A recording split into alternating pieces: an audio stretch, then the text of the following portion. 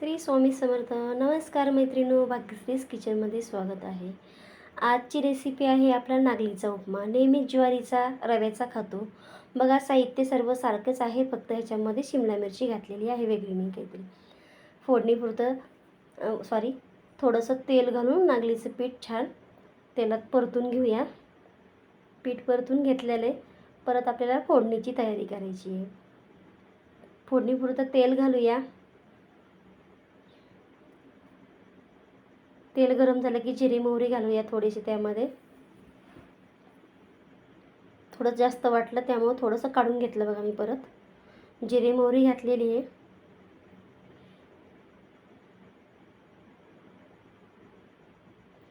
आणि अगोदर मी तेलात शेंगदाणे घालणार आहे आणि 2-4 काजू घालणार आहे.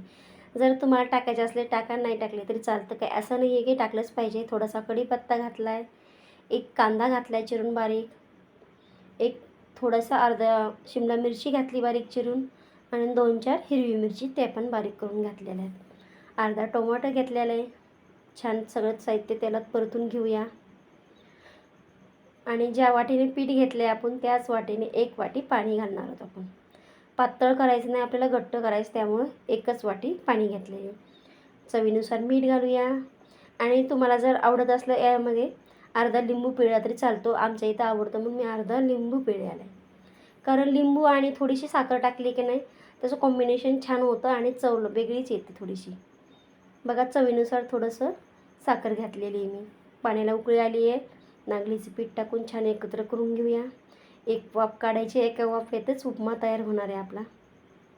बघा, छान वरतून कोथिंबीर घालणार आहे मी, एक वाफ काढणार आहे. बघा, मग माझा जर व्हिडिओ तुम्हाला आवडला असेल तर व्हिडिओला लाईक करायला आणि चॅनलला सबस्क्राईब करायला विसरू नका. धन्यवाद.